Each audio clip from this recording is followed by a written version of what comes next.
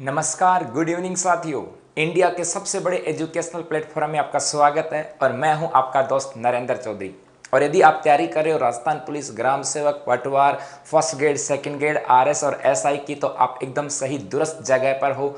और उम्मीद करता हूं कि आप लोग अपनी नोटबुक और पेन साथ लेके बैठे होंगे और दोस्तों के साथ इस वीडियो को शेयर भी कर दिया होगा मेरे दोस्तों। अब आज हम बात करेंगे, शनिवार है और आज हम बात करेंगे जिला दर्शन की। और आज हम उस जिले की बात करेंगे जो राजस्थान का सिंह द्वार कहलाता है। हम उस जिले की बात करेंगे जहां पर राजस्थान में सबसे ज्यादा औद्योगिक इकाइयां हैं। हाँ जी, हम बात करेंगे आज अलवर जिले की और उस अलवर जिले के इतिहास की हम बात करेंगे। अलवर जिले की जो भौगोलिक स्थिति है उसके ऊपर हम लोग चर्चा करेंगे। वहां की आर्थिक और सांस्कृतिक परिदृश्य का भी हम लोग आज चर्चा करने वाले हैं, तो जुड़ जाइएगा क्लास के साथ। अब सबसे पहले इस क्लास की स्टार्टिंग में सबसे पहले उस मोटिवेशनल लाइन के साथ स्टार्ट करते हैं जो आपको मोटिवेट करेगी। और वो जो लाइन है मेरे दोस्तों वो है कि मुश्किलें वो औजार हैं, मुश्किलें वो औजार हैं जिनसे ईश्वर हमें बेहतर कामों के लिए तैयार करता है। हाँ मेरे दोस्तों, यदि मुश्किलें नहीं आएंगी तो हमें नया सीखने के लिए नहीं मिलेगा। इसका मतलब मुश्किलें आती हैं तो डरना नहीं है, उनमें अपनी स्किल को दिखाना है, उनसे हमें लड़ना है और उनके साथ एक स्मार्ट वे के साथ बढ़ते हुए हमें अपने लक्ष्य की ओर पहुंचना है। मेरे दोस्तों याद रखना, मुश्किलें जो हैं वो हमेशा हमें पॉजिटिव राह दिखा के जाती हैं, कुछ नया सीखने को मजबूर करती हैं। और हम जब नया सीखेंगे तो हमारी जो राहें हैं वो बड़ी आसान हो जाती हैं। अब शुरुआत करते हैं इस जिला दर्शन की और हम बात करेंगे आज अलवर की। हम बात करते हैं, अब अलवर की बात करें तो सबसे पहले हम इस अलवर के इतिहास की बात करें कि अलवर का इतिहास क्या रहा है। उसके बाद हम बात करेंगे अलवर के भूगोल की बात करेंगे। उसके बाद अलवर की सांस्कृतिक, धार्मिक और राजनीतिक वस्तु स्थिति की हम लोग चर्चा करेंगे मेरा दोस्तों। हाँ जी, सबसे पहले हम बात करें इसके इतिहास की बात करें तो समझना, यहां से पहले भारत के अंदर बात करें तो यहां पर महाजनपद हुआ करते थे। और भारत में जनपदों की जो संख्या थी उनकी संख्या थी 16 की। भारत में 16 जनपद हुआ करते थे। उन जनपदों में से एक जो जनपद था उसका नाम था मत्स्य जनपद। उसमें से एक जनपद का नाम था मत्स्य जनपद और अलवर जो है ये इस मत्स्य जनपद का हिस्सा हुआ करता था मेरे दोस्तों। अलवर जो है मत्स्य जनपद का हिस्सा हुआ करता था। और इस मत्स्य जनपद की राजधानी की बात करें, वो राजधानी आती थी बैराट, जिसे आज वर्तमान में कहा जाता है विराटनगर, और वो जयपुर में स्थित है। तो इस इतिहास की बात करें, ये मत्स्य जनपद का हिस्सा था। उसके बाद ये जो अलवर नाम है, यदि हम अलवर नाम की बात करें तो अलवर जो नाम है ये सबसे पहले 1195 में दिया गया था। अलवर जो नाम है ये सबसे पहले 1195 में दिया गया था। और किसके द्वारा? तो ये दिया गया था फरिश्ता के द्वारा। तो पहली बार अलवर जो नाम है ये 1195 में फरिश्ता के द्वारा दिया गया। और इस अलवर की यदि हम स्थापना की बात करें कि अलवर की स्थापना किसके द्वारा की गई, तो इसकी स्थापना वर्ष 1775 में की गई थी। 1775 में अलवर की स्थापना की गई थी राव प्रताप सिंह के द्वारा। और यह स्थापना राव प्रताप सिंह के द्वारा की गई थी मेरे दोस्तों। और याद रखना, यहां से राव प्रताप सिंह के द्वारा इस अलवर की जब स्थापना की गई तो यहां की जो राजधानी है ये राजधानी बनाई गई थी राजगढ़ को। इसकी राजधानी बनाई गई थी राजगढ़ को।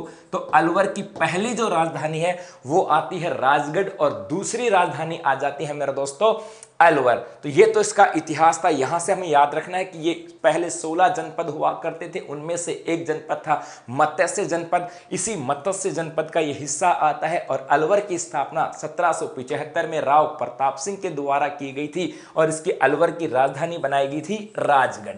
ये तो हो गया, इसके इतिहास की बात हम लोग करते हैं।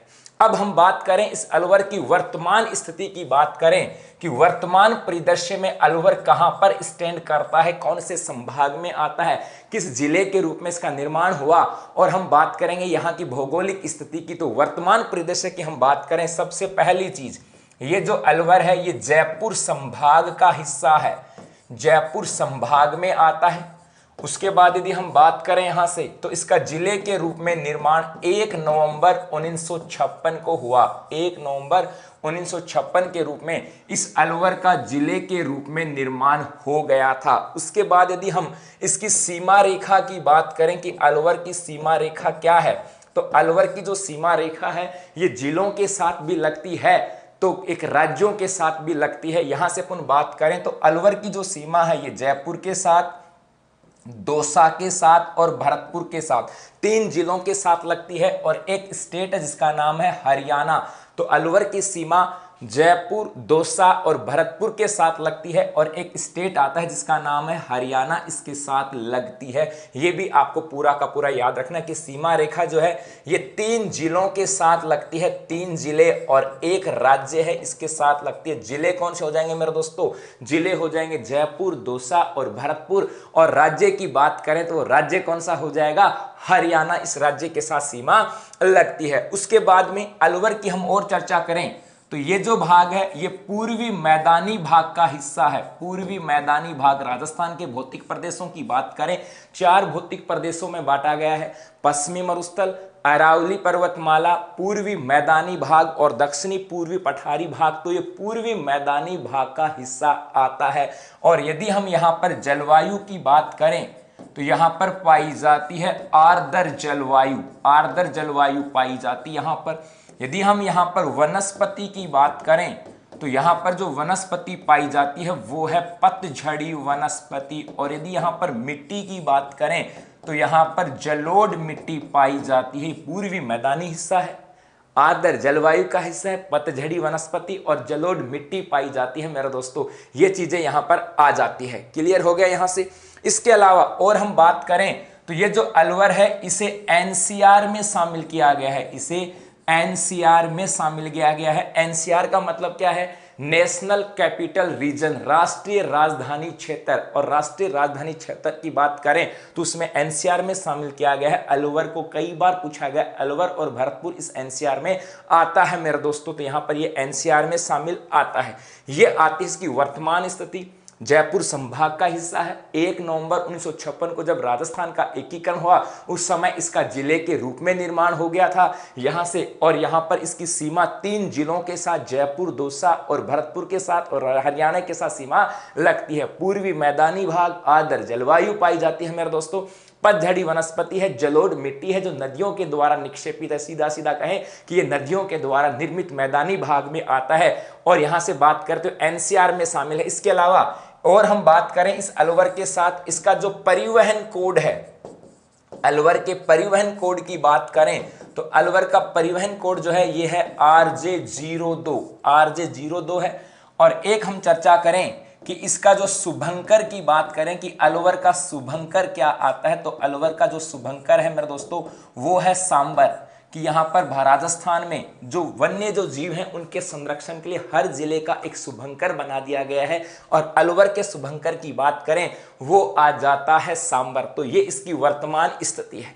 अब थोड़ी सी हम यहाँ से वर्तमान के साथ और देखें। एक ये जो अलवर है, यदि हम इसके उपनाम की बात करें, यदि हम इसके उपनाम की बात करें कि इसे किस नाम से पुकारा जाता है, क्योंकि एग्जाम में ऐसे क्वेश्चन बहुत बार आए हुए हैं और खास करके अलवर के साथ। तो इस अलवर को राजस्थान का सिंह द्वार कहा जाता है। राजस्थान का सिंह द्वार कहा जाता है एक तो। एक इसे कहा जाता है मेरे दोस्तों राजस्थान का स्कॉटलैंड। राजस्थान का स्कॉटलैंड कहा जाता है इसको। यहां से इसके अलावा एक इसे पूर्वी राजस्थान का कश्मीर भी कहा जाता है। पूर्वी जो राजस्थान है इस पूर्वी राजस्थान का कश्मीर भी कहा जाता है। 3 नाम बड़े इंपॉर्टेंट है। राजस्थान का सिंह द्वार कहा जाता है, राजस्थान का स्कॉटलैंड कहा जाता है और राजस्थान के पूर्वी राजस्थान के कश्मीर के नाम से भी जाना जाता है। उसके बाद यदि हम इस अलवर में बात करें, नदियों की बात करें कि यहाँ पर नदियां कौन कौन सी हैं, तो अलवर के अंदर 2 प्रमुख नदियां आती हैं। एक नदी आती है साबी नदी और एक प्रमुख नदी आती है मेरे दोस्तों रूपा रेल नदी। दोनों की हम लोग चर्चा करते हैं। यहां से सबसे पहले चर्चा करते हैं साबी नदी की।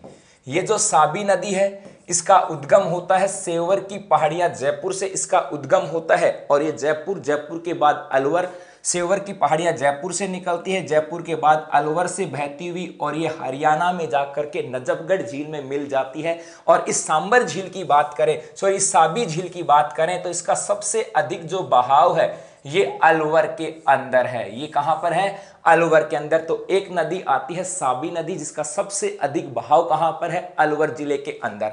और एक नदी आ जाती है रूपा रेल नदी। एक आती है रूपारेल नदी। और रूपारेल नदी की बात करें तो इसके साथ हमें दो तीन बातें याद रखनी है। वो क्या कि रूपारेल नदी जो है इसका उद्गम होता है उदयनाथ की पहाड़ियों से। उदयनाथ की पहाड़ियां हैं अलवर के अंदर। उदयनाथ की पहाड़ियां अलवर से इसका उद्गम होता है। अलवर के बाद ये भरतपुर में जाती है और भरतपुर में जाने के बाद मोती झील में मिल जाते कहें या मोती झील का निर्माण करती है। तो अपने काम की है कि रूपारेल नदी का उद्गम कहां से होता है? उदयनाथ की पहाड़ियां अलवर से इसका उद्गम होता है। जब ये नदी अलवर में बहती है मेरे दोस्तों, याद रखना, जब ये रूपारेल नदी अलवर में बहती है तो इसे कहा जाता है वरहा नदी। तो इसे वरहा नदी के नाम से भी जाना जाता है। तो दो प्रमुख नदियां यहां की, साबी नदी जिसका उद्गम सेवर की पहाड़ियां जयपुर से होता है, अलवर से बहती हुई हरियाणा में जाती है और उसका सबसे अधिक बहाव कहां पर है? तो याद रखना मेरे दोस्तों वो अलवर में है। और उसके सहारे सारे, उस नदी के बहाव के सहारे सारे यहां पर बहुत सारी औद्योगिक जो इकाइयां हैं उनकी स्थापना की गई है। और एक आती है रूपारेल नदी जिसका उद्गम होता है उदयनाथ की पहाड़ियों से और उसे अलवर में कहा जाता है वरहा नदी। और वो आगे जाकर के भरतपुर में मोती झील का निर्माण करती है। तो ये हो जाती है यहां पर इसकी उपनाम और नदियों की बात करें।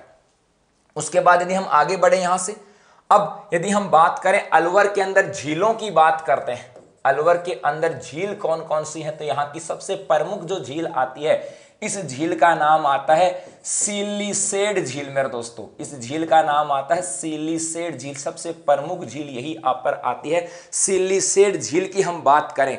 ये जो सिलीसेड झील है इसके बारे में समझना यहां से। एक तो इसे कहा जाता है राजस्थान का नंदन कानन कहा जाता है। नंदन कानन कहा जाता है क्योंकि यहाँ का जो है मौसम, इस बरसात के मौसम की बात करें जब पानी भरा हुआ होता है, हरियाली जो है बड़ी अच्छी नैना भी होती है। कहें कि हरियाली इतनी मनमोहक होती है कि आदमी को जानने के बाद शांति मिलती है, आराम मिलता है, सुकून मिलता है। इसलिए इसे कहा जाता है नंदन कानन कहा जाता है। सिलीसेड झील की बात करें क्या बोलेंगे? इसे राजस्थान का नंदन कानन कहा जाता है। अब देखो इस झील के किनारे पर, इस झील के किनारे पर एक होटल भी बना हुआ है।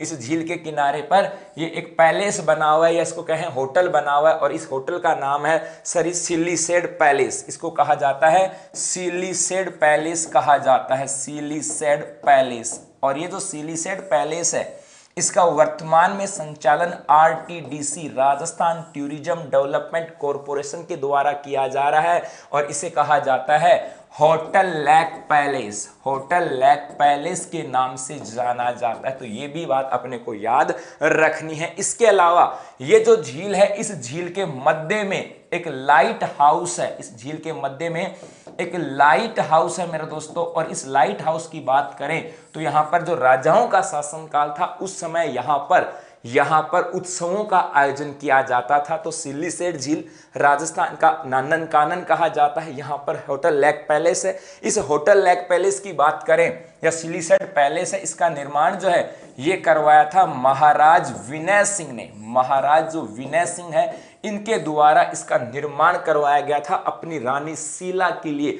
और इसको वर्तमान में आरटीडीसी के द्वारा होटल लेक पैलेस बना दिया गया। कहें कि होटल लेक पैलेस के रूप में संचालित है मेरे दोस्तों। और यहां पर इसके मध्य में एक लाइट हाउस है जहां पर प्राचीन समय में राजाओं के शासनकाल में जो उनके उत्सव होते थे उन उत्सवों का आयोजन किया जाता था। क्लियर है यहां से?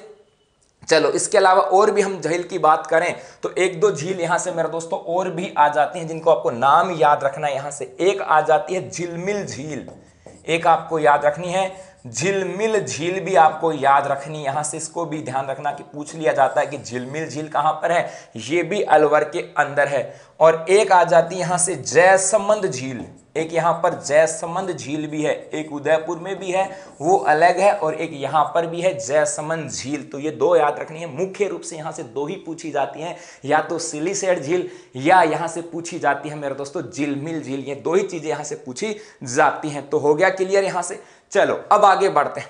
अब हम बात करते हैं इस अलवर की कुछ धार्मिक और ऐतिहासिक विषय वस्तु की हम लोग चर्चा करते हैं, या यहाँ की धार्मिक, सांस्कृतिक, ऐतिहासिक या कहें यहाँ की स्थापत्य कला की हम लोग बात करते हैं कि यहाँ पर ऐसा क्या खास है मेरे दोस्तों। तो सबसे पहले यहाँ पर हम बात करते हैं भर्तहरि का मंदिर। सबसे पहले यहाँ पर आता है मेरे दोस्तों, एक आता है भर्तहरि का मंदिर, और ये बड़ा आस्था का मंदिर है।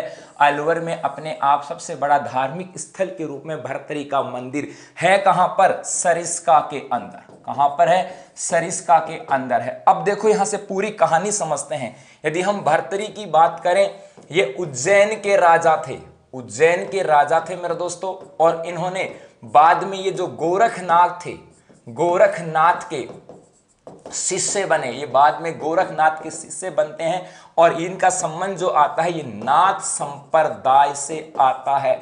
उज्जैन के राजा थे भर्तहरि, गोरखनाथ के शिष्य थे, और ये कहें कि नाथ संप्रदाय से संबंध रखते हैं, और इनका मंदिर है सरिस्का में, जिसे कहा गया है भर्तहरि का मंदिर। और यहाँ पर मेला भी लगता है, यहाँ पर मेला भी लगता है, और यहाँ पर साल में 2 बार मेला लगता है। एक श्रावण पूर्णिमा को लगता है, और एक भाद्र जो पूर्णिमा है उसको यहाँ पर मेला लगता है मेरे दोस्तों। तो एक यहाँ पर मेला लगता है श्रावण पूर्णिमा, श्रावण पूर्णिमा को मेला लगता है, और एक लगता है भाद्रपद, भाद्रपद पूर्णिमा जो है इसको यहां पर मेले का आयोजन किया जाता है। तो याद रखना, भर्तहरि का मंदिर सीधा पूछा जाता है कहां पर है, सरिस्का अलवर में है, या पूछा जाता है मेरे दोस्तों मेले के बारे में कि मेला कब लगता है, तो मेला लगता है श्रावण पूर्णिमा, और कब लगता है? भाद्रपद पूर्णिमा को यहां पर मेला लगता है। उसके बाद और हम आगे बढ़ें कि सर और क्या आ जाता है, तो एक हम बात करें यहां से, एक आता है नारायणी माता का मंदिर। एक यहां से अपन चर्चा कर लेते हैं, जैसे एक अपन यहां से बात करें, एक अलवर में आ जाता है नारायणी माता का मंदिर, नारायणी माता का मंदिर भी आता है मेरे दोस्तों। और नारायणी माता के मंदिर की बात करें, ये भी अलवर में है। इनके बारे में कहा जाता है कि पहली चीज, इनका जो पुजारी है वो है मीणा। इनके पुजारी की बात करें तो नारायणी माता के मंदिर में पुजारी जो है ये तो है मेरे दोस्तों मीणा यहां से। और यदि एक बात करें तो ये जो है ये नाइयों की, सैन जो समाज है या नाइयों की कुल देवी मानी जाती है। तो नारायणी माता की बात करें, ये जो है ये बरुआ डूंगरी है। यहां से बात करें तो नारायणी माता का मंदिर जो है एक बरुआ डूंगरी है। इस बरुआ डूंगरी राजगढ़ अलवर में वहां पर स्थित है। इसका पुजारी जो है वो मीणा है, और ये नाइयों की कुल देवी मानी जाती है। और इसको लेकर के, पुजारी को लेकर के अब यहां पर मामला जो है वो कोर्ट में भी गया हुआ है। अपने इतना याद रखना है मेरे दोस्तों यहां से कि ये किसकी माता है और किन की। और यहां पर एक मेला भी लगता है, यहां पर एक मेला भी लगता है। और मेले की बात करें तो वो लगता है बैसाख शुक्ल एकादशी को।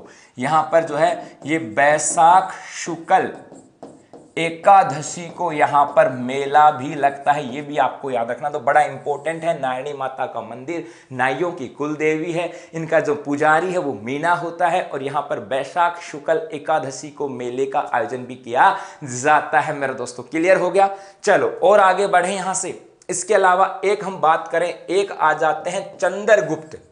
एक हम बात करें यहां से, एक आ जाते हैं चंद्रगुप्त, सॉरी चंद्रप्रभु, चंद्रगुप्त नहीं, चंद्रप्रभु के जैन मंदिर। चंद्रप्रभु के जैन मंदिरों की हम बात करते हैं, चंद्रप्रभु के जैन मंदिरों की बात करते हैं। और ये जो चंद्रप्रभु के जैन मंदिर हैं ये तिजारा अलवर के अंदर है मेरे दोस्तों। हाँ जी, तिजारा अलवर के अंदर है। और यहाँ पर मुख्य रूप से जो प्रतिमा है वो चंद्रप्रभु की है, जो जैन समाज के 8वें तीर्थंकर हैं, जैन समाज के 8वें तीर्थंकर हैं। और इनकी यहाँ पर मुख्य रूप से प्रतिमा है यहाँ पर। और ये जो प्रतिमा है ये देहरा गांव से मिली थी। यदि हम बात करें चंद्रप्रभु की प्रतिमा तो ये देहरा गांव से यहाँ से मिली। तो याद रखना, एक आ जाते हैं चंद्रप्रभु के जैन मंदिर, तिजारा अलवर में है। और यहाँ पर जैन समाज के 8वें तीर्थंकर जो है चंद्रप्रभु, इनकी प्रतिमा है। और ये प्रतिमा कहां से मिली थी मेरे दोस्तों? तो ये प्रतिमा मिली थी कहां से? देहरा गांव से प्रतिमा मिली थी। इसके अलावा हम और यहां से बात करें तो एक यहां पर आता है पांडुपोल का हनुमान मंदिर। एक आता है पांडुपोल का हनुमान जो मंदिर है ये भी यहाँ पर फेमस है, हनुमान मंदिर। हाँ जी, इसका संबंध जो है वो महाभारत काल से माना जाता है कि ये कहा जाता है कि जब पांडु जब थे, 5 पांडव जो थे वो जब अज्ञातवास काट रहे थे उन समय उनको कौरवों की सेना घेर लेती है और उस दौरान हनुमान ने अपनी गदा से पहाड़ को काटकर मार्ग बनाया था और वहीं पर एक मंदिर बना दिया गया जिसे क्या कहा गया है, पांडुपोल का हनुमान मंदिर कहा गया मेरे दोस्तों। और यहां से याद रखना, यहां पर लेटे हुए हनुमान की प्रतिमा है, लेटे हुए हनुमान जी जो है इनकी प्रतिमा यहां पर है। तो एग्जाम में आ जाता है कि लेटे हुए हनुमान जी का मंदिर कहां पर है, तो वो कहां पर है मेरे दोस्तों, पांडुपोल हनुमान जी का मंदिर आता है। और यहां पर मेला भी लगता है भाद्रपद शुक्ल चतुर्थी और पंचमी को। तो यहां पर भाद्रपद शुक्ल जो है यहां पर मेला भी लगता है और ये मेला लगता है भाद्रपद शुक्ल चतुर्थी और पंचम को, चतुर्थी और पंचम को यहां पर मेला भी लगता है, ये भी आपको याद रखना है। तो मुख्य रूप से यही आते हैं यहां से कि जो चंद्र प्रभु के जैन मंदिर है वहां पर किस तीर्थंकर की मूर्ति है या प्रतिमा है, तो 8वें तीर्थंकर की प्रतिमा है। और एक पांडुपोल के हनुमान मंदिर की बात करें कहां पर है, अलवर में लेटे हुए हनुमान जी की मूर्ति जो है यहां पर आती है मेरे दोस्तों। इसके अलावा और हम बात करें, एक यदि हम और चर्चा करें यहां से कि और कौन से आ जाते हैं, तो और देखो प्रसिद्ध स्थान एक आ जाती है मेरे दोस्तों यहां पर नीमराणा की बावड़ी, एक आ जाती है यहां पर नीमराणा की जो बावड़ी है ये भी यहां पर फेमस है। हाँ जी, नीमराणा की जो बावड़ी है ये भी फेमस है। ये 9 मंजिला बावड़ी है, 9 मंजिला बावड़ी है और दूर से देखने पर ये एकदम समतल दिखाई देती है। और ये कहा जाता है कि यहाँ के स्थानीय जो लोग हैं जब इस क्षेत्र में कोई आक्रमण वगैरह होता था तो उसमें छुप जाया करते थे और ये दूर से देखने पर एकदम समतल दिखाई देती है। लेकिन ये जो है 9 मंजिला बावड़ी है मेरे दोस्तों, यहां से 9 मंजिला बावड़ी आती यहां से, ये भी आपको याद रखना है। इसके अलावा एक और याद रखना, इसे राष्ट्रीय महत्व के स्मारकों में शामिल कर लिया गया है, इस राष्ट्रीय महत्व के स्मारकों में इसको शामिल कर लिया गया है, ये भी आपको याद रखना है। इसके अलावा और यहां पर क्या आ जाता है, एक आ जाता है फतेहगंज गुंबद, एक यहां पर है फतेहगंज गुंबद, एक अलवर का फेमस है फतेहगंज गुंबद जो है ये भी यहां पर फेमस है और अपनी स्थापत्य कला के लिए फेमस है मेरे दोस्तों। और इसकी बात करें तो ये 5 मंजिला गुंबद है, इसकी बात करें तो 5 मंजिला गुंबद है। तो एग्जाम में पूछा जाए कि फतेहगंज गुंबद कहां पर है, ये अलवर में है, अपनी स्थापत्य कला के लिए फेमस है और 5 मंजिला है मेरे दोस्तों ये। तो ये चीजें यहां से आ जाती हैं। 9 मंजिला बावड़ी कौन सी है, नीमराणा की बावड़ी। करंट के साथ ये भी जोड़ जाता है राष्ट्रीय महत्व का स्मारक में शामिल किस बावड़ी को किया गया है। और एक फतेहगंज गुंबद कहां पर है, अलवर में है और कितना मंजिल है मेरे दोस्तों, तो ये है 5 मंजिला गुंबद है। इसके अलावा यदि हम और यहां पे चर्चा करें कि और भी कोई मंदिर है क्या, तो इसके अलावा और भी मंदिर आ जाते हैं। जैसे एक आ जाता है बिलारी माता का मंदिर, एक आता है मेरे दोस्तों बिलारी माता का मंदिर। और ये जो बिलारी माता का मंदिर है ये बिलारी के अंदर है, बिलारी माता के मंदिर की बात करें बिलारी के अंदर है और यहां पर मेले का भी आयोजन किया जाता है। और ये जो मेला लगता है ये लगता है चैत्र शुक्ल और सप्तमी को, चैत्र शुक्ल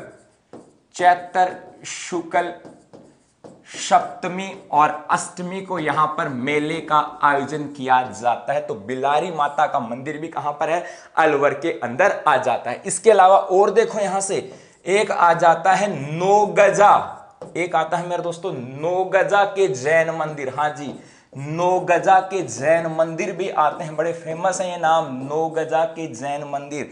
स्थान है नौगजा, यहाँ के जैन मंदिर हैं और यहाँ पर पार्श्वनाथ के मंदिर हैं, पार्श्वनाथ के मंदिर है मेरे दोस्तों। याद रखना कि नौगजा के जैन मंदिर में किसका मंदिर है मुख्य रूप से, तो यहां पर पार्श्वनाथ का मंदिर आता है। एक हम बात करें, एक आ जाता है नौगांव मंदिर, एक आता है नौगांव के जैन मंदिर, नौगांव के जैन मंदिर और यहां पर भी जैन मंदिर हैं और ये नौगांव स्थान है वहां पर है। और यहां की बात करें तो यहाँ पर मल्लीनाथ जो है, यहाँ पर मल्लीनाथ के मंदिर हैं, यहाँ पर मल्लीनाथ के मंदिर हैं मेरे दोस्तों, ये भी याद रखना। यहाँ पर पार्श्वनाथ के मंदिर हैं, तो यहाँ पर मल्लीनाथ के जैन मंदिर हैं यहाँ से। और सबसे बड़ी विशेषता यह है कि ये जो मल्लीनाथ का जो मंदिर है, इसमें मल्लीनाथ की जो प्रतिमा है, इस प्रतिमा के पीछे जो है यहाँ पर पिछवाइयां जो है वो अंकुरित है। यहाँ पर जो प्रशस्ति है, इसके पीछे जो है वो प्रशस्ति का अंकन किया गया है। ये बड़ा फेमस है, यहाँ से इस चीज को याद रखना, अंकन किया गया है। तो यहाँ से देखो, बिलारी माता का मंदिर अलवर बिलारी में है। इसके अलावा नौगजा के जैन मंदिर और यहाँ पर पार्श्वनाथ के मंदिर है। नौगांव के मंदिर की बात करें तो नौगांव के जो मंदिर है ये मल्लीनाथ के जैन मंदिर हैं। लेकिन यहाँ की सबसे बड़ी खूबी क्या है कि इस मल्लीनाथ के जो मंदिर, इसमें जो प्रतिमा लगी हुई है, उसके पीठ के पीछे यहाँ पर जो प्रशस्ति है उसका अंकन किया गया है। तो आ जाए कि कहां पर मल्लीनाथ के प्रतिमा के पीठ के ऊपर प्रशस्ति का अंकन किया गया है, तो मेरे दोस्तों वो कौन सा हो जाएगा, नौगांव के जैन मंदिर यहां से हो जाता है। ये चीजें आपको यहां से याद रखनी है। इसके अलावा एक हम बात करें, अलवर में एक आता है पब्लिक पार्क। इस अलवर में एक आता है पब्लिक पार्क, हाँ जी मेरे दोस्तों। और इस पब्लिक पार्क में अंग्रेजों के द्वारा एक पार्क बनाया गया था और उसे कहा जाता है कंपनी बाग। तो यहाँ पर इस पब्लिक पार्क में एक आता है कंपनी बाग। तो आप कभी अलवर जाने का मौका मिलेगा आपको, तो वहाँ पर नाम आएगा कि कंपनी बाग। अब वो कंपनी बाग क्या था कि यहाँ पर पब्लिक पार्क है, उसके अंदर एक स्थान है जिसको डिजाइन किया गया था अंग्रेजों के द्वारा, अंग्रेजों की कंपनी के लिए, इसलिए इसको नाम क्या दे दिया गया मेरे दोस्तों, कंपनी बाग उसे नाम दे दिया गया है। ये चीजें आपको यहाँ से याद रखनी है। उसके बाद देखो, और भी हम बात करें अलवर में, तो एक यहां से आ जाता है मेरे दोस्तों अलवर का किला। एक यहां पर आता है अलवर का किला, अलवर किला कह दें या इसे कहा जाता है बाला किला। अलवर का किला या इसे बाला किला कहा जाता है। और इस अलवर के किले की बात करें कि इसका निर्माण किसके द्वारा करवाया गया, तो जो हसन खां मेवाती थे, इसका निर्माण जो है ये हसन खां मेवाती के द्वारा इसका निर्माण किया गया। इस क्षेत्र में मेव जनजाति जो है वो ज्यादा रहती है और हसन खां मेवाती, जिनका संबंध खानवा के युद्ध में महाराणा सांगा के साथ था, उनके द्वारा यहाँ पर एक अलवर में किले का निर्माण करवाया गया, जिसे क्या कहा गया है, अलवर का किला या बाला का किला कहा जाता है। एक और हम बात करें यहाँ से, अब देखो इसके साथ बहुत सारी बातें आएंगी। एक ये जो अलवर का किला है, इसे कुंवारा किला भी कहा जाता है। हाँ जी मेरे दोस्तों, कुंवारा किला भी कहा जाता है। इसलिए नहीं कहा जाता कुंवारा कि इसकी शादी नहीं हुई, इसलिए कहा जाता है कि इस किले को लेकर के कोई लड़ाई नहीं हुई है, इसलिए इसको क्या कहा जाता है, कुंवारा किला भी कहा जाता है। ये भी आपको याद रखना। और देखो यहां से एक ये जो अलवर का किला है, इसके 6 दरवाजे हैं। इसकी बात करें हम लोग तो इसके 6 दरवाजे हैं और उन 6 दरवाजों की हम बात करें यहां से, वो आ जाते हैं, एक तो आ जाता है जयपोल, एक दरवाजा है जयपोल। उसके बाद एक जयपोल हो जाता है सूरजपोल, एक है सूरजपोल, एक है लक्ष्मणपोल, जयपोल, सूरजपोल, लक्ष्मणपोल। इसके अलावा चांदपोल, कृष्णापोल और अंधेरीपोल। एक आता है मेरे दोस्तों चांदपोल, एक आ जाता है अंधेरीपोल और एक आता है कृष्णापोल। तो ये जो अलवर का किला है इसको बाला किला भी कहते हैं। निर्माण हसन खां मेवाती के द्वारा करवाया गया। कुंवारा किला भी कहा जाता है कि कोई भी युद्ध नहीं हुआ है यहाँ पर। और इसके 6 गेट आते हैं, 6 दरवाजे हैं, जयपोल, सूरजपोल, लक्ष्मणपोल, यहां से चांदपोल, अंधेरीपोल और एक आ जाता है मेरे दोस्तों कृष्णापोल। तो कई बार ऐसे नाम भी आपके एग्जाम में पूछे गए हैं, इनमें से कौन सा दरवाजा उस किले का है या नहीं है, ऐसे बहुत बार यहां पर क्वेश्चन पूछे जाते हैं। तो ये भी अपना यहां से याद आप लोगों को याद रखना है मेरे दोस्तों। इसके अलावा और हम बात करें कि सर और क्या आ जाता है यहां से, तो एक देखो, एक यहां पर आ जाता है मूसी महारानी की छतरी। एक आता है यहां से मूसी महारानी की छतरी की हम लोग बात करें, ये आ जाती है। इस मूसी महारानी की छतरी की खूबी की बात करें तो ये 80 खंभों की छतरी है और एग्जाम में सीधा पूछा जाता है 80 खंभों की छतरी किसकी है, तो मूसी महारानी की छतरी है। या क्वेश्चन ऐसे पूछा जाता है कि मूसी महारानी की छतरी जो है ये कितने खंभों की है, तो मेरे दोस्तों याद रखना ये 80 खंभों की है। और हम बात करें यहां से तो इसका जो निर्माण है इसका निर्माण किसके द्वारा करवाया गया? तो इसका निर्माण जो है करवाया गया था महाराज विनय सिंह के द्वारा। इसका निर्माण जो है ये करवाया गया था महाराज विनय सिंह के द्वारा। और इन महाराज विनय सिंह के द्वारा मुसी महारानी और बख्तावर सिंह जो इनके माता पिता थे उनकी याद में इसका निर्माण यहां पर करवाया गया था। और यहां पर मुसी महारानी के जो पैरों के जो चिन्ह हैं ये भी यहां पर बताए जाते हैं। लेकिन इतना आपको याद रखना है कि ये 80 खंभों की छतरी है और महाराजा विनय सिंह के द्वारा इसका निर्माण करवाया गया था। इसके अलावा और हम बात करें यहां से क्या आ जाता है, इसके अलावा देखो एक आ जाता है मेरे दोस्तों यहां पर भानगढ़ का किला।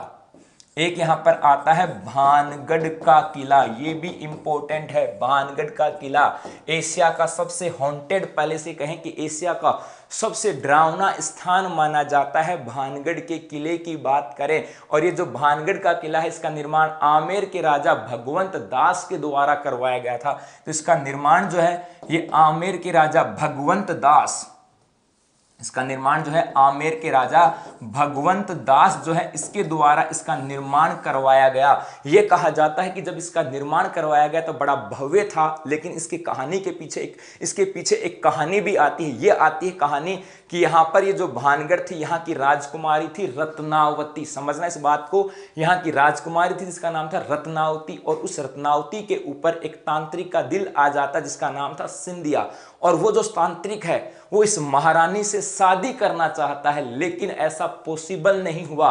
तो जब अंत में कहा जाता है कि उनके द्वारा कुछ ऐसा सम्मोहन करके कुछ वस्तु दी जाती है कि ताकि वो उस रत्नावती को दे दिया जाए, लेकिन ये कहते हैं कि वो जो सम्मोहक वस्तु है वो गिर के टूट जाती है और एक पत्थर पे गिर जाती है और पत्थर जो है वो उस तांत्रिक की ओर खिसकता हुआ आता है और उसके कारण से उसकी मृत्यु हो जाती है। लेकिन ये कहते हैं कि उस तांत्रिक ने जाते जाते इस पूरे भानगढ़ के जो दुर्ग किला था इसको नष्ट करने का अपना पूरा का पूरा मामला खाका तैयार कर रखा था। कहते हैं कि उसके श्राप की वजह से पूरा का पूरा आज क्या हो गया, दुर्ग बन गया। और यहाँ पर अब शाम को 6 बजे बाद इसको यहाँ पर रोकने नहीं दिया जाता। ये कहते हैं कि यहाँ पर भूत वगैरह निवास करते हैं, ऐसा कहा जाता है। अभी ऐसा देखने का मौका नहीं मिला है।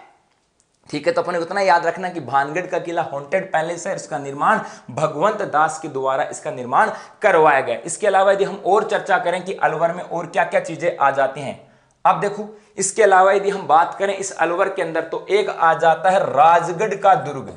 एक आता है मेरे दोस्तों राजगढ़ का दुर्ग। हाँ जी, जब हमने बात की थी कि 1775 में राव प्रताप सिंह के द्वारा, जब राव प्रताप सिंह के द्वारा अलवर की स्थापना की तो जो राजगढ़ था उसको राजधानी बनाया था और इस राजगढ़ में एक दुर्ग भी बनाया था।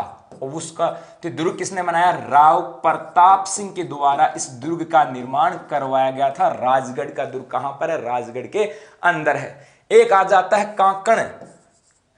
कांकणवाड़ी का दुर्ग। एक आता है कांकणवाड़ी का दुर्ग और यहां पर एक पहाड़ी है जिसका नाम है कांकणवाड़ी की पहाड़ी और उसके ऊपर एक दुर्ग आता है जिसे कहा जाता है कांकणवाड़ी का दुर्ग कहा जाता है मेरे दोस्तों। इसके अलावा और हम बात करें, एक आ जाते हैं ईटा रानी की हवेली।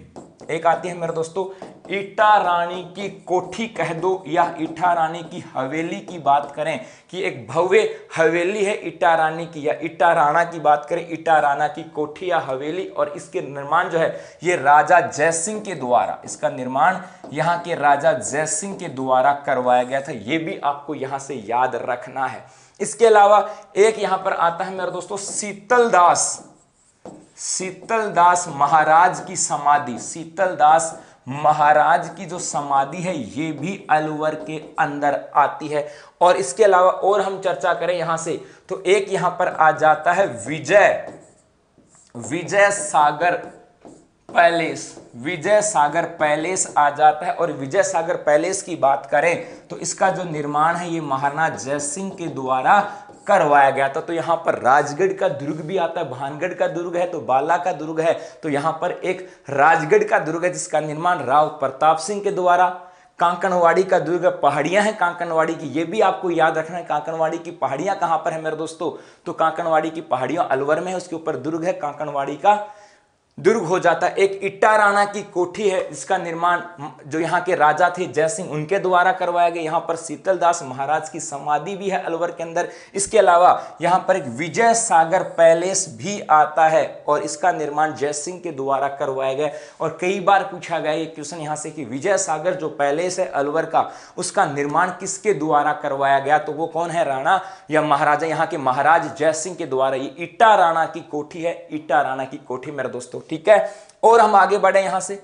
इसके अलावा अब अलवर के अंदर और क्या आ जाता है, तो यहां पर अलवर में प्राकृतिक दृष्टि से भी अलवर बड़ा समृद्ध है। अरावली की पहाड़ियों में है और अरावली की अपनी एक आबा है। और जब मानसून काल होता है तो उस समय अरावली का जो हरियाली होती है वो बड़ी देखने वाली होती है, पर्यटकों को आकर्षित करने वाली होती है। और यहाँ पर 2 अभयारण्यों की स्थापना भी की गई है। एक आ जाता है यहाँ से सरिस्का, एक तो आता है मेरे दोस्तों यहाँ पर सरिस्का अभयारण्य। और इस सरिस्का अभयारण्य की बात करें तो इसमें टाइगर देखे जाते हैं। हाँ जी, सरिस्का अभयारण्य में टाइगर देखे जाते हैं। अब सरिस्का अभयारण्य की बात करें, स्थापना जो है इसकी स्थापना हुई थी वर्ष 1955 के अंदर हुई थी। यहां पर 1978-79 में राजस्थान की सेकंड टाइगर परियोजना का संचालन किया गया। राजस्थान की दूसरी टाइगर परियोजना का संचालन 1978-79 में कहां पर किया गया था, इसी सरिस्का में किया गया। एक ये जो है ये हरे कबूतरों के लिए फेमस है। हाँ जी, हरे जो कबूतर हैं इनके लिए भी ये फेमस आता है मेरे दोस्तों। और इसके अलावा यदि हम बात करें यहां से तो इसके अंदर एक आती है नेड़ा की छतरी भी यहां पर आती है, नेड़ा की छतरी भी इसके अंदर आती है। इसके अलावा एक इसमें नीलकंठ महादेव का मंदिर भी आता है, नीलकंठ महादेव का मंदिर भी आता है मेरे दोस्तों। बहुत सारी चीजें यहां से है। सरिस्का अभयारण्य स्थापना 1955 में, राजस्थान की दूसरी टाइगर जो परियोजना है इसका संचालन 1978-79 में कहां पर किया गया था, ये कहां पर किया गया था, इसी सरिस्का में किया गया था। हरे कबूतरों के लिए फेमस है मेरे दोस्तों। इसके अलावा यहां पर नेड़ा की छतरी है, नीलकंठ महादेव का मंदिर है, ये यहां पर आते हैं, फेमस है। इन चीजों को आपको याद रखना है। इसके अलावा इसी अलवर में एक अभयारण्य और आता है जिसका नाम है सरिस्का ए, इसका नाम आता है मेरे दोस्तों सरिस्का ए।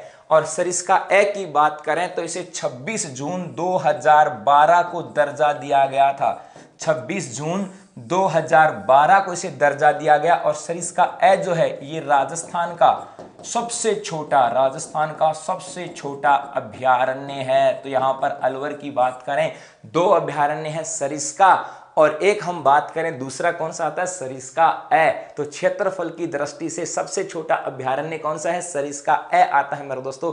ये भी यहां से आ जाता है। हाँ जी, बबली की बात करें, टाइगर जो यहां पर ट्रांसफर की बात की गई थी वो इसके साथ जुड़ा हुआ है, उसके ऊपर हम लोग काफी बार चर्चा कर चुके हैं। तो ये चीजें यहां से आ जाती हैं। तो ये हो गया यहां पर अभयारण्य।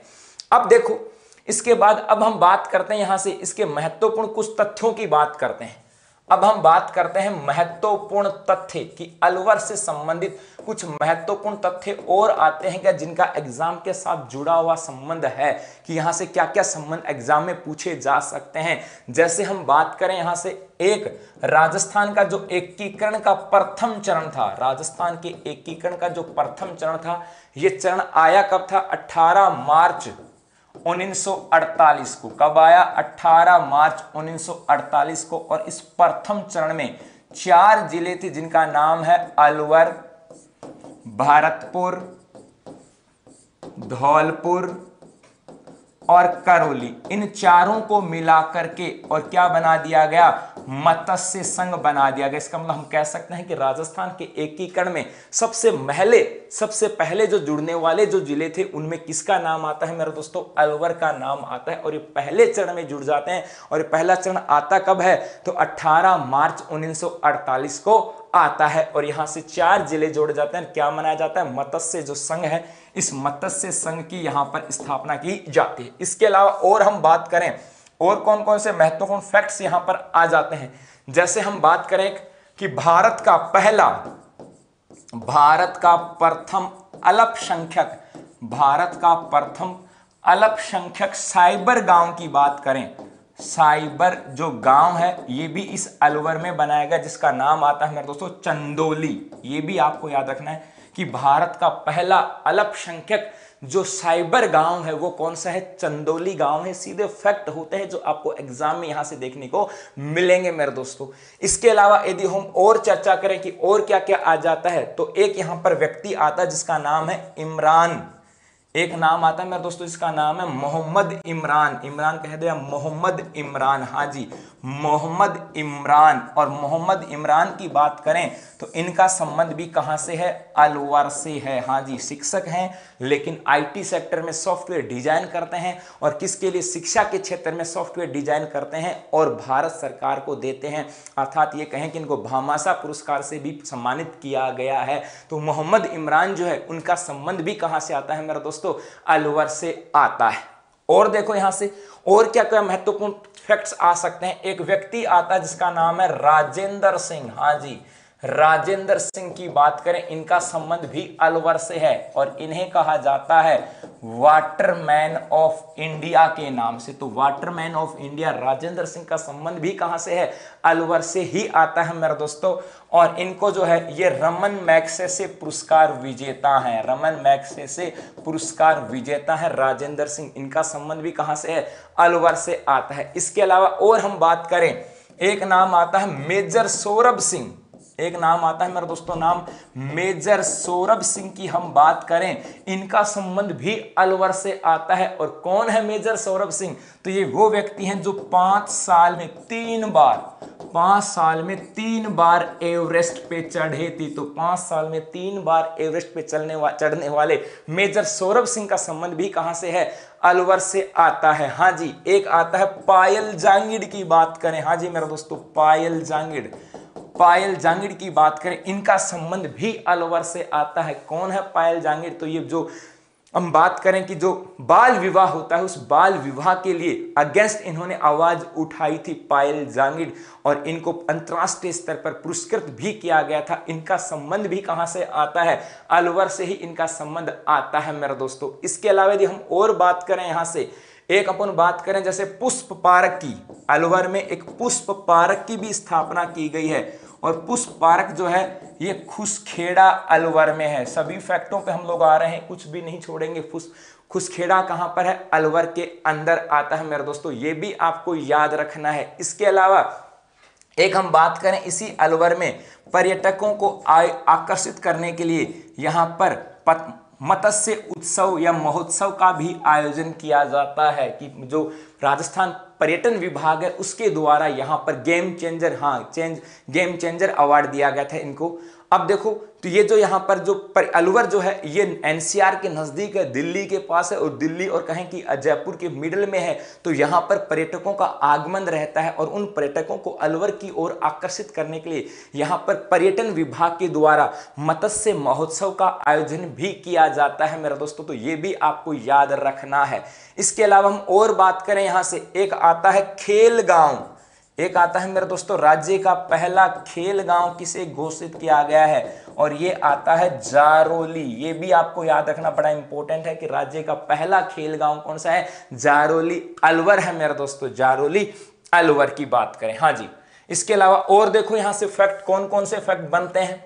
और यदि हम चर्चा करें, यहाँ से एक जखराना एक स्थान है मेरे दोस्तों, जखराना। और यहाँ पर जखराना की जो बकरी है, ये बकरी की जो नस्ल है ये बड़ी फेमस है। राजस्थान में सबसे अधिक दूध देने वाली जो नस्ल है वो जखराना की जो नस्ल है वो मानी जाती है। और ये जखराना भी कहाँ पर है, अलवर के अंदर है मेरे दोस्तों। इसके अलावा और हम चर्चा करें यहाँ से कि और क्या क्या आ जाती है, तो एक यहाँ पर राजस्थान का पहला जल विश्वविद्यालय, इसकी स्थापना भी अलवर में की गई है। वाटर यूनिवर्सिटी, राजस्थान का पहला वाटर यूनिवर्सिटी कहां पर है, अलवर के अंदर है मेरे दोस्तों। इसके अलावा एक ये जो अलवर है ये कागजी पोट्री के लिए फेमस है। हाँ जी, कागजी जो पोट्री है इसके लिए भी फेमस है। कागज के ऊपर यहाँ पर कलाकारी की जाती है, तो कागजी पोट्री के लिए भी फेमस है मेरे दोस्तों। इसके अलावा हम बात करें, एक यहाँ पर प्याज मंडी भी है। अलवर की बात करें तो यहाँ पर प्याज मंडी भी, के राजस्थान में प्याज मंडी कहाँ, अलवर में। सबसे अधिक प्याजों का उत्पादन जो है ये सीकर में किया जाता है, लेकिन प्याज मंडी की बात करें ये कहां पर है मेरे दोस्तों, अलवर के अंदर है। और हम बात करें यहां से तो एक इस अलवर का माचिस उद्योग फेमस है। यहाँ का अलवर का माचिस उद्योग भी फेमस है। एक यहाँ पर बात करें तो यहाँ का कलाकंद फेमस है। कलाकंद पूरे भारत में फेमस है। कलाकंद मावा की, यहाँ पर मावा बनाया जाता है, मावा बोलते हैं उसको, यहाँ के स्थानीय जो लोग हैं उसको कलाकंद बोलते हैं, और पूरे भारत में यहाँ का कलाकंद फेमस है। हाँ, इसके लिए कभी हमें भी अलवर गए थे कलाकंद देखने के लिए, वास्तव में ही फेमस है, बड़ी शानदार क्वालिटी है। तो अलवर का जो कलाकंद है ये भी यहाँ का फेमस आता है मेरे दोस्तों। इसके अलावा बात करें तो राज्य में सबसे अधिक एमएनसी जो हैं, सर्वाधिक कि राजस्थान में सबसे अधिक एमएनसीज कहां पर है, मल्टीनेशनल कंपनीज कहां पर हैं, वो भी अलवर के अंदर है। सबसे ज्यादा विदेशी कंपनियां कहां पर हैं, अलवर के अंदर हैं। पूरा का पूरा औद्योगिक अब हब है यहां पर। नीमराना और भिवाड़ी की बात करें, जापानी कंपनियों की बात करें, कोरियाई कंपनियों की बात करें, वो भी कहां पर है, इसी अलवर के अंदर आ जाती है। हाँ जी, मिल्क केक कह सकते हैं कलाकंद, या इसको मिल्क केक कह सकते हो आप। वेरी गुड, क्या बात है। हाँ, मुंह में पानी आ रहा है, कुछ एक बच्चों के तो कमेंट्स में भी मुंह में पानी दिखा रहे हैं कि सर कलाकंद का नाम मतलब हाँ, खाने का जी करता है। कोई बात नहीं, कभी मौका मिला तो आपको ये भी खिलाएंगे। चलो जी, इसके अलावा यदि हम यहां पर बात करें सबसे अधिक एमएनसीज हैं, तो यदि एमएनसीज है तो कौन कौन सी एमएनसीज यहां पर आ जाते हैं, और इसके लिए सबसे फेमस जो स्थान आता है वो आता है नीमराना। एमएनसीज के लिए फेमस स्थान कौन सा आता है मेरे दोस्तों, नीमराना। इस नीमराना में एक तो बनाया हुआ है जापानी जोन, एग्जाम में आ जाए जापानी जोन कहां, नीमराना। आ जाए कोरियाई जोन, ये भी कहां, नीमराना के अंदर है, जापानी जोन और कोरियाई जोन। और वर्तमान में एक दूसरा जापानी जोन और कोरियाई जोन जो है ये घिलोट अलवर में स्थापित बना दिया। घिलोट जो है यहां पर बनाया गया। तो याद रखना, पहली बार जापानी जोन कहां बनाया गया था, नीमराना में। और अब दूसरा जो जापानी जोन है, 2 नंबर का जापानी जोन नंबर 2, ये कहां पर है मेरे दोस्तों, तो ये घिलोट अलवर के अंदर आ जाता है। इसके अलावा इसी नीमराना में एक आ जाता है निर्यात संवर्धन पार्क। यहां पर एक निर्यात संवर्धन पार्क है कि औद्योगिक जो इकाइयां हैं इनके व्यापार को बढ़ाने के लिए यहां पर एक पार्क बनाया गया मेरे दोस्तों, और वो है निर्यात संवर्धन पार्क। ये भी कहां पर है, इसी नीमराना के अंदर आ जाता है मेरे दोस्तों। इसके अलावा यदि हम और बात करें, एक यहां पर स्थान आता है फेमस रूप से भिवाड़ी।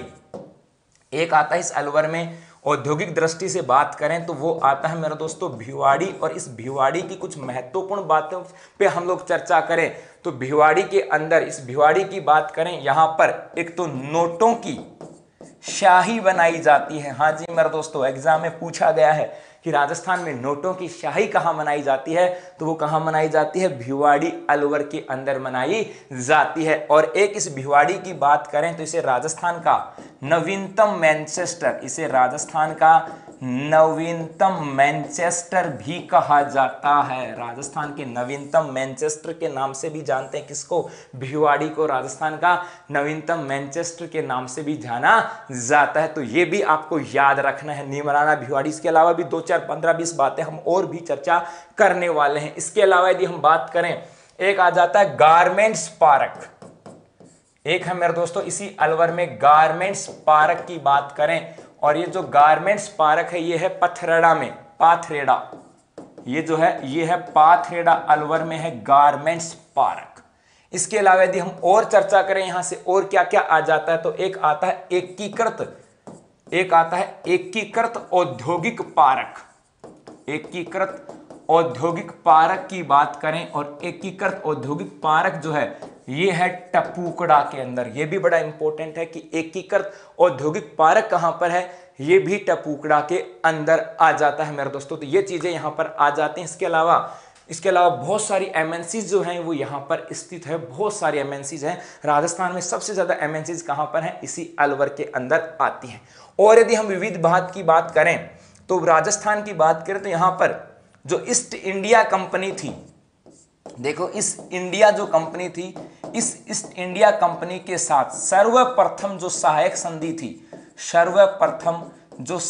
संधि थी वो भी अलवर के राजा के द्वारा ही की गई। और उस समय राजा कौन थे, तो तेज सिंह। ये भी आपको याद रखना है कि ईस्ट इंडिया कंपनी के साथ सबसे पहले सहायक संधि कहां के राजा ने की, अलवर के राजा ने की थी मेरे दोस्तों। और वो राजा कौन थे, तेज सिंह के द्वारा। तो ये भी आपका हिस्ट्री भी यहां से चीजों को समझना है, एग्जाम में बहुत बार यहां से पूछा गया है। इसके अलावा और यदि हम बात करें तथ्यों की यहां से, तो एक अपन बात करें, जैसे इस अलवर में एक फेमस आता है नीमूचना कांड।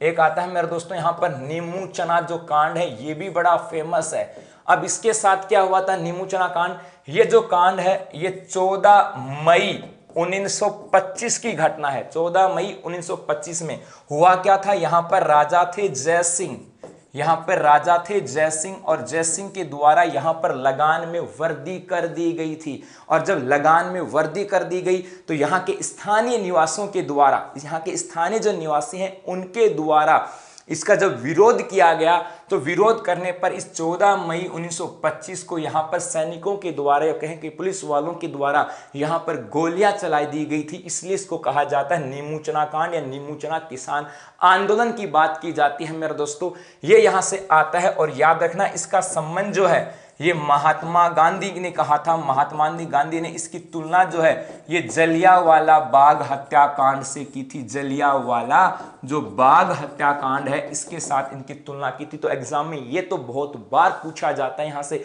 नीमूचना कांड कब हुआ, 14 मई 1925 को हुआ मेरे दोस्तों। ये भी याद रखना राजा कौन था, जय सिंह था। और ये भी याद रखना कि राजस्थान की किस कांड की या किस हत्याकांड की तुलना जलियांवाला बाग हत्याकांड से की जाती है, तो किसकी की जाती है, नीमूचना कांड की। और किसने की थी, तो ये महात्मा गांधी के द्वारा इसकी तुलना जो है ये जलियांवाला बाग हत्याकांड के साथ की थी मेरे दोस्तों। तो ये भी आपको याद रखना है। इसके अलावा यदि हम और भी चर्चा करें अलवर के अंदर, तो यहां पर इस अलवर में कुछ खनिज भी पाए जाते हैं। जब हमने पढ़ा कि ये अरावली का क्षेत्र है, और अरावली की बात करें तो उसे राजस्थान को क्या, अरावली की बात करें तो उसे कहा जाता है खनिजों का अजायब घर कहा जाता है।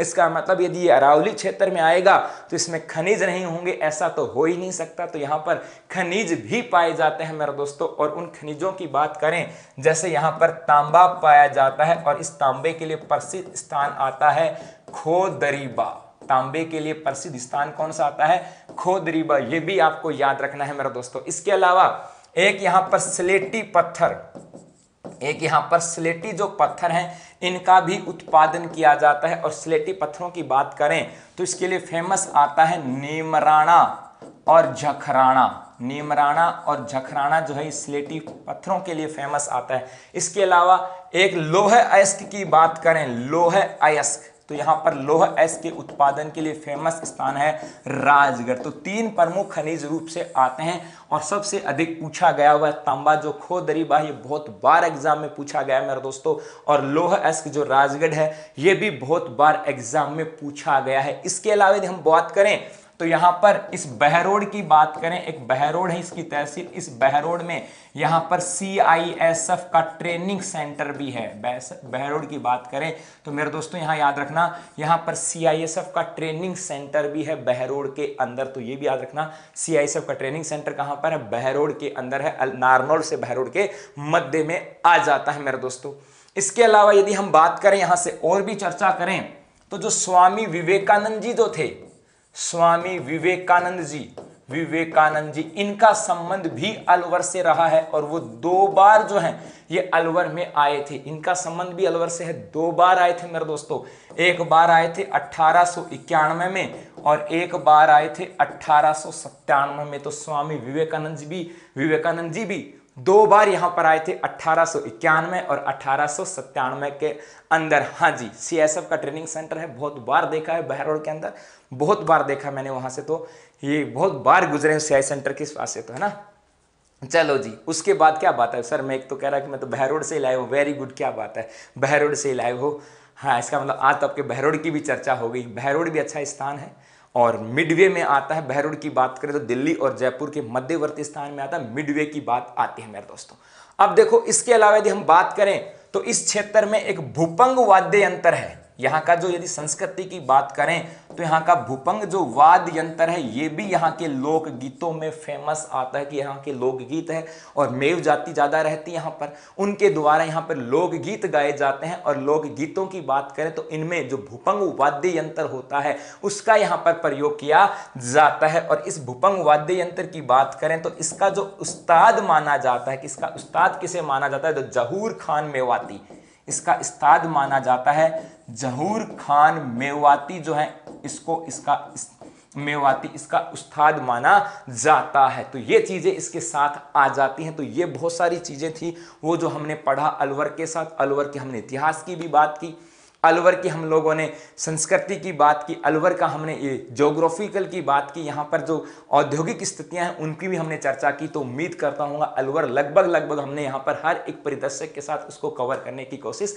की है। अब देखो, अब हम बात करते हैं कुछ प्रश्नोत्तरी की। इस अलवर के साथ प्रश्नोत्तरी की हम चर्चा करते हैं और उसके बाद हम बात करेंगे यहाँ से रिवीजन की। सबसे पहला है, राजस्थान के एकीकरण के किस चरण में अलवर को राज्य में मिलाया गया था? तो याद रखना, राजस्थान को पहले ही चरण में मिलाया गया। एक अलवर जो है इसे पहले ही चरण में मिलाया गया था, पहले ही चरण में मिलाया गया था। 18 मार्च 1948 को पहला चरण आया था और उसमें 4 जो जिले थे उनको मिलाकर के मत्स्य संघ बना दिया गया था मेरे दोस्तों। ठीक है। दूसरा क्वेश्चन है, अलवर जिले में अवस्थित सरिस्का वन्य जीव अभयारण्य की बाघ परियोजना राज्य की कौन सी बाघ परियोजना है? तो यहां सरिस्का में संचालित जो परियोजना है ये राजस्थान की दूसरी बाघ परियोजना है। कौन सी है? दूसरी। संचालित कब हुई थी? 1978-79 में इसका संचालन हुआ था। पहली जो है वो रणथंभौर के अंदर आती है मेरे दोस्तों, पहली रणथंभौर में थी सरिस्का के अंदर, दूसरी आती है और तीसरी जो आती है वो आती है दर्रा या मुकुंदरा हिल्स अभयारण्य के अंदर। फिर हम चर्चा करें, निम्न में से कौन सा खनिज स्थल अलवर में नहीं है? तो खोदरीबा अलवर में है। ये जखराना की बात करें ये अलवर में है। बादामपुर की बात करें ये भी अलवर में है। गोठ मांगलोद जो है ये अलवर में नहीं है। गांठ मांगलोद की बात करें नागौर में आता है, ये अलवर में नहीं है। तो डी ऑप्शन अपना सही जवाब हो जाएगा, डी ऑप्शन। उसके बाद चौथा क्वेश्चन है कि अलवर जिले के संबंध में सत्य कथन कौन सा है? अलवर जिले के संबंध में सत्य कथन कौन सा है? राजस्थान की पहली प्याज मंडी अलवर में स्थित है, सत्य कथन है। भारत का पहला जल विश्वविद्यालय अलवर में है, यह भी सत्य कथन है मेरे दोस्तों। रमन मैग्सेसे अवार्ड से सम्मानित Waterman of India Rajendra Singh का संबंध अलवर से है, यह कथन भी सत्य है मेरे दोस्तों। अर्थात ये कहें तो सभी कथन सत्य हैं। अपना डी ऑप्शन इसका सही जवाब हो जाएगा। और पांचवें क्वेश्चन की बात करें कि निम्न में से किस जिले से करक रेखा की दूरी सर्वाधिक कम है? कि सबसे कम दूरी, करक रेखा से सबसे कम दूरी वाला जिला, मैंने कहा था कि मैप के साथ हर बार क्वेश्चन आता है और मैप के साथ ऐसे ही क्वेश्चन आएंगे। और हम जब भी जिला दर्शन करेंगे एक क्वेश्चन हम लोग उसको मैप के साथ जोड़कर करेंगे। तो किस जिले से करक रेखा की दूरी सबसे कम है? बीकानेर, चूरू, झुंझुनू और अलवर। अर्थात ये कहें कि कौन सा जिला करक रेखा के सबसे नजदीक है उसी की बात करें। अब देखो यहां पर ये आ जाता है क्या अपना, ये राजस्थान का मैप है और करक रेखा की बात करें ये कहां से गुजरती है? बांसवाड़ा डूंगरपुर से आ जाती है। तो ये हो गई करक रेखा। और इससे सबसे कम दूरी की बात करें तो जैसे जैसे हम ऊपर की तरफ जाते हैं, जो अलवर की बात करें ये आता है यहां पर अलवर, ये आ जाती है मेरे दोस्तों अलवर की दूरी। उसके बाद में बीकानेर की बात करें ये आती है बीकानेर की दूरी, यहां पर आ जाती है बीकानेर। दो ऑप्शन तो ये थे। फिर उसके बाद बीकानेर, अलवर, झुंझुनू और चूरू। यदि हम बात करें तो ये झुंझुनू है यहां पर और ये चूरू है। तो सबसे कम दूरी देखो किसकी होगी, किसकी होगी मेरे दोस्तों? इस लाइन के साथ। और ये लाइन किसके साथ है? अलवर के। तो इन चार में से सबसे कम दूरी, करक रेखा से सबसे कम दूरी वाला जिला कौन सा हो जाएगा? और वो जिला हो जाएगा अलवर। कौन सा होगा मेरे दोस्तों? अलवर हो जाएगा। ऐसे क्वेश्चन आते हैं मैप के अंदर। यदि आप तैयारी कर रहे हो एसआई की तैयारी कर रहे हो, आरएस की कर रहे हो या अधीनस्थ बोर्ड की, तो वहां से 100% ऐसे क्वेश्चन आते हैं। अब समय आ गया है रिवीजन का। किसकी बात करें? रिवीजन का। और किसी भी नोटबुक का सहारा नहीं लेना है, इनके जवाब आपको ही देना है क्योंकि ये आपके लिए है सिर्फ। अब देखो यहां से क्वेश्चन है पहला कि हाल ही में राज्य सरकार द्वारा जीपीएफ जमाओं पर मिलने वाले ब्याज में कटौती नहीं करने का निर्णय लिया गया है।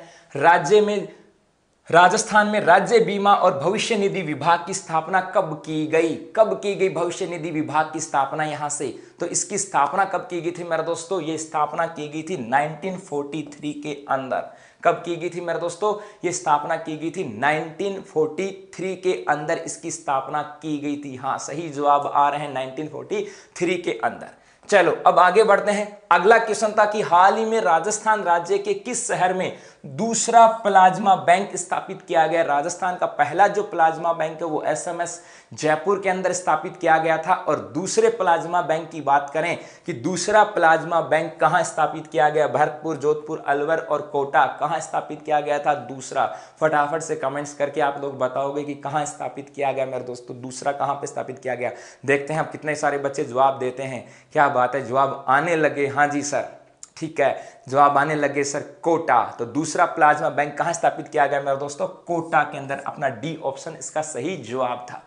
अगले क्वेश्चन की बात करें, अगला क्वेश्चन है कि हाल ही में राज्य सरकार द्वारा नई पर्यटन नीति लाने का निर्णय लिया गया है। राज्य की वर्तमान पर्यटन नीति कब लाई गई। यदि हम बात करें यहां से तो राजस्थान में इस वैश्विक महामारी के दौरान सबसे बुरा हाल जो हुआ है वो पर्यटन विभाग का और होटल इंडस्ट्री का है।